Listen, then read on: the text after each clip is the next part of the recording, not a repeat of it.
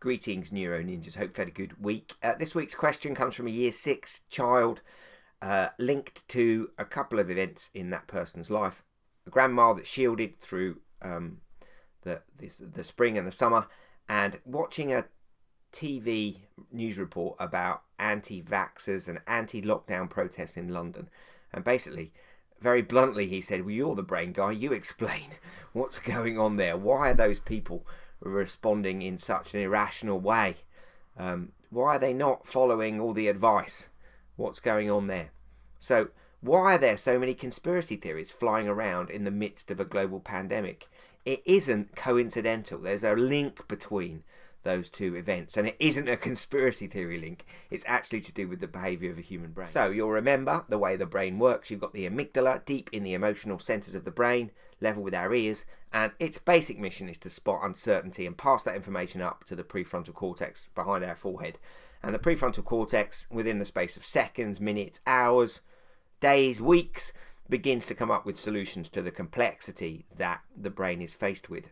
The issue that we face in the 21st century is there's so much complexity.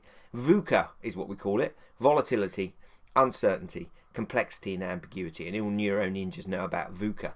It's a difficult environment for the amygdala, and it can be set off quite easily by feelings of anxiety linked to uncertainty, because there's so much of that volatility, uncertainty, complexity and ambiguity in the world. So why are people so angry at the moment? Why are people investing in crazy conspiracy theories at the moment? Well, the answer is to look at what a conspiracy theory offers somebody.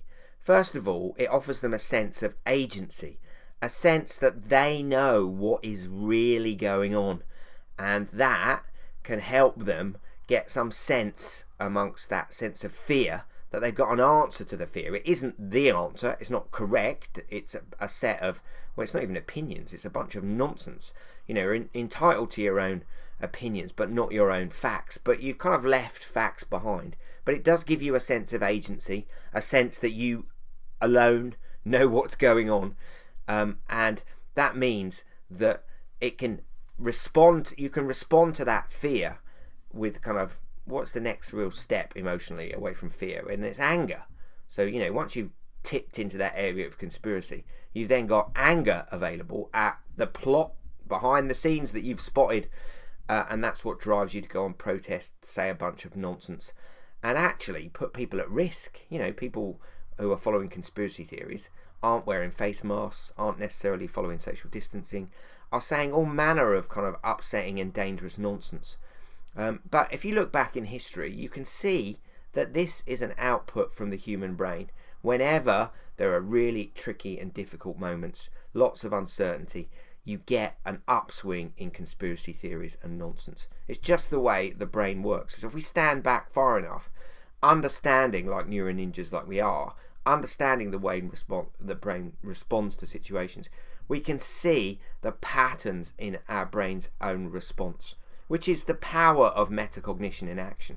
Standing back from the human brain and the human experience and going, hang on a minute, I'm spotting a pattern there. We've got a brilliant pattern recognizing machine in our head. The difficulty is that its own way of seeing the world, the way it works, can sometimes trip it up.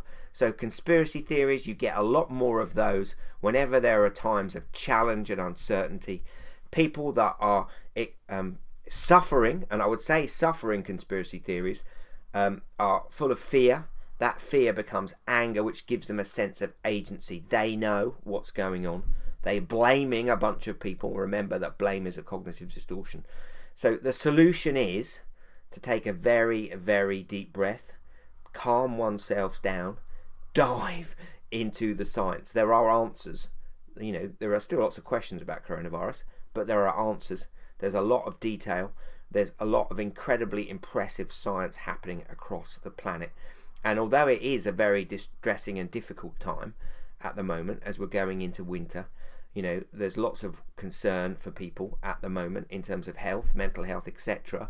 It is a difficult time, but the species as a whole is in the best possible space scientifically to deal with this pandemic in a way that we weren't, say, when the Black Death pandemic was spreading across the world, or for example when Spanish flu was spreading across the world.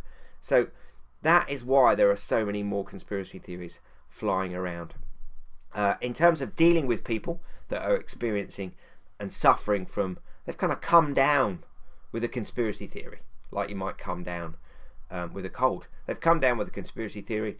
It's a kind of mental virus. It spreads between people that are fearful, and then that anger helps them sense that they're kind of overcoming that fear. They're not really. They're just kind of feeding on that. The way to respond is not to engage.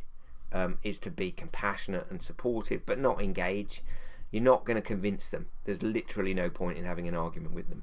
It isn't a rational construction. It's kind of built mostly out of fear, and we know those bits of the brain are pretty pre-linguistic. So don't engage in those conspiracy theory kind of conversations, and just dive into the science, explore the history of humanity, understand that what we're seeing now, while it feels new and fresh to us in the human history of experience on the planet, it's not that unusual a response from human beings in these difficult times. Take care, everyone, and thank you to that young man for that superb question.